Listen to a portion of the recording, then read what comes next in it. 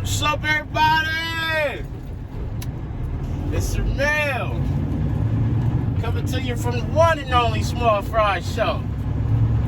So in this video, I know y'all looking like that little daytime driving I got. Well, this video, I want to talk about the responsibilities of pulling doubles, the danger, the added danger, and the added responsibilities. But before we get too deep in this thing, you already know what I need you to do. Make sure you like, comment, subscribe. Tell a friend to tell a friend to tell a friend to come join the family. Also, the views and topics expressed in these videos are mine and mine only. They do not represent the company that I work for. I am not the spokesperson for said company. Now that we got that out the way, how's everybody doing? Hopefully everybody doing good, chilling, whatever it is you're doing, relaxing, and just enjoying life, man.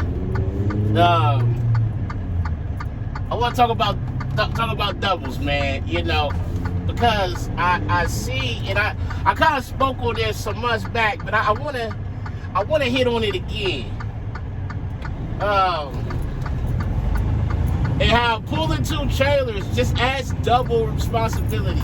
It adds the extra danger, double the danger, double the responsibility. And what I mean by that is, you got two of everything now. You got two fifth wheels to check, two kingpins to check, two sets of lights to check, two trailer numbers, two seals. And what I told y'all was, when you do things all the time, you get in a routine. If a routine becomes normal, that's when the complacency happens. That's when the mistakes happen, the mental mistakes, the like, man, how did that happen? Man, you may be on the phone or something, you know. If somebody comes and talks to me while I'm doing something, I need to do it all over, because at that point that my routine is broken. My flow is broken. So at that point, I gotta relive it and redo it, because I don't want nothing to happen. So I also find myself, man, it's you know, I don't know if it's like kind of OCD or what, but is the trailer number right? Like, I checked it. Let me know. If you gotta get out, double, triple check the connections. You know, you got extra airlines now. The dolly, it's so much that you gotta check. And when you do it like we do it, we go. So for example, this run is a meet and turn. I'm gonna just put it in perspective.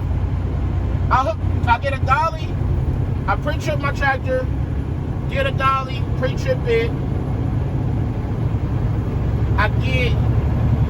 I spot it in front of the tail trailer. By doing that, I'm making sure that the dolly is not too high. I'm sorry, the tail trailer is not too high, and I can tell that by how the dolly sits in front of the tail trailer. If the apron of the trailer is way higher than the dolly, I know the tail trailer is too high, which is a good chance that when I back up under it, I'm gonna jump the kingpin. I need to lower it. Now I need to go get my lead trailer. I gotta look it over. I gotta go back, connect the dolly, make sure the pintle hook is locked, do the chain, back underneath it. You know, then we go back and we recheck. We hook our airlines up. We check for it. We go back, release the tractor brake, the trailer brake. Check for air leaks. Make sure the valves is open. The lead trailer, the valves need to be open. The rear trailer, they need to be closed. But also by doing that, you check it for air leaks. We open the valve up. Is it air leaking? Do I need to reset the glad hand? Is the seals intact? Is my lights working? You know. So then I go, you know, if my placards turn, do they need to be turned? Then now I'm going back and I'm going around the whole trailer. So now when I get to the back of the trailer, I got to open the red valve up. Make sure it's air is flowing through. I put my finger over the tab, make sure the plunger comes out. Even though that's my tail trailer, that may be a problem for the next driver. If they unload it and reload it, it becomes a lead trailer. That's the things I'm looking for. I'm checking the tires, checking the lights, make sure there ain't no damage. So now I'm gonna go to the passenger side. I'm gonna do the same thing. I'm gonna lean in, check the fifth wheel on the dolly. I'm gonna physically pull up on the pintle hook lock. I'm gonna hear it click, make sure it's locked. I'm gonna look under there, make sure the chain is latched. You know, I'm gonna make sure the kingpin is the jaws is locked. You gotta do all this twice. So I do that. That's just to leave the yard. I get up here to my meeting time in New York, do a drop and hook. I drop my set, and I hook to my meat driver set. Now I gotta do that all over again. Not that I don't trust them, but I want to be able to ride out of there with my own clarification and my own satisfaction of knowing that everything is okay. Because if he misses a step, or if I miss a step, and he drive off or I drive off, and something happens, we ain't gonna be able to go back and say, oh, well, my meat driver gave me that like that. They're gonna be like, nah, it was your responsibility to check it. So now I gotta do that all over again, except for spotting the dolly and all that. I gotta make sure the chain is latched, the door is closed, the valves are open, everything is good again. Now, from there, I'm gonna go to another terminal, whether it's Erie, Pennsylvania, Cleveland, Ohio, Nashville, Ohio. I'm gonna go to another terminal. I'm gonna drop two and hook two. I'm gonna do it all over again. All over again.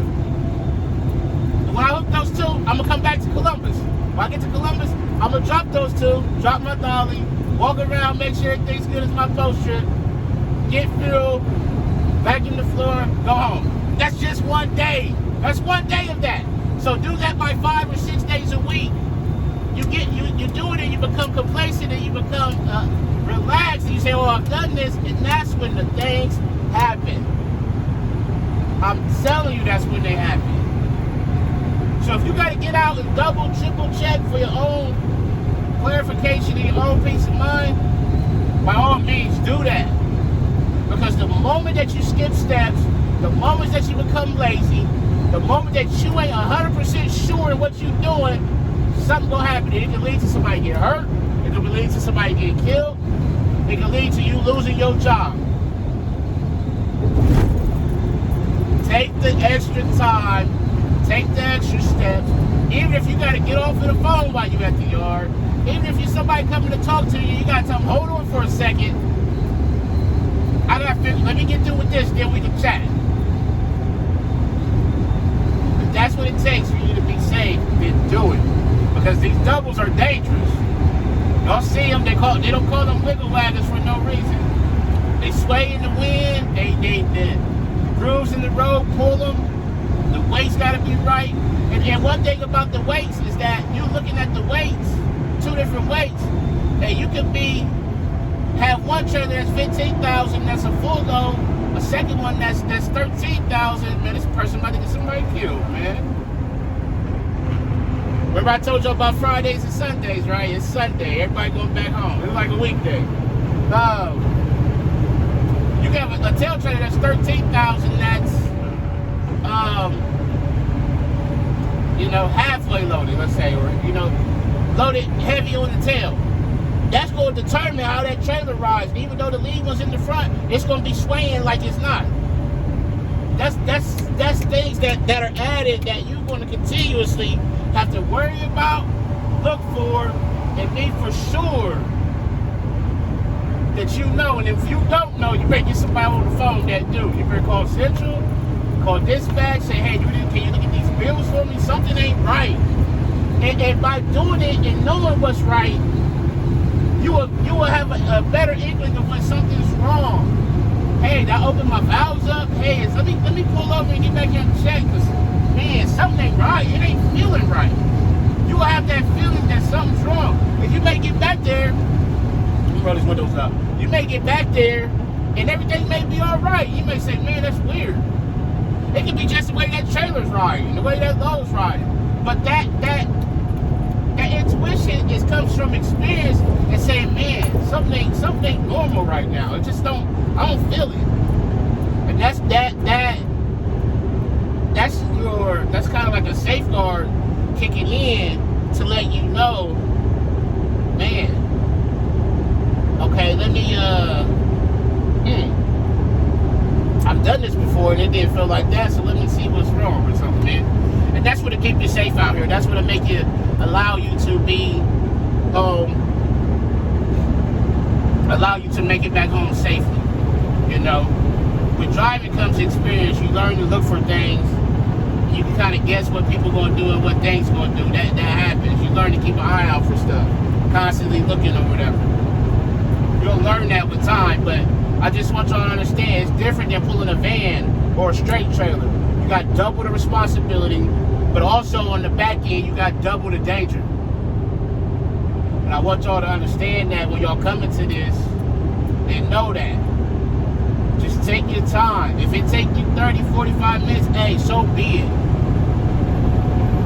It's better than spending the next 10 years of your life in prison or wondering or have it on your conscience that you done killed somebody, man, because you was negligent.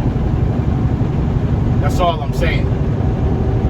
But as always, we'll bring this video to a close. Make sure you arrive to your pickup and your delivery on time and safely. Call your loved ones, tell them you love them. Love on somebody today. But most importantly, be the reason that somebody smiles today. The world needs it now more than ever.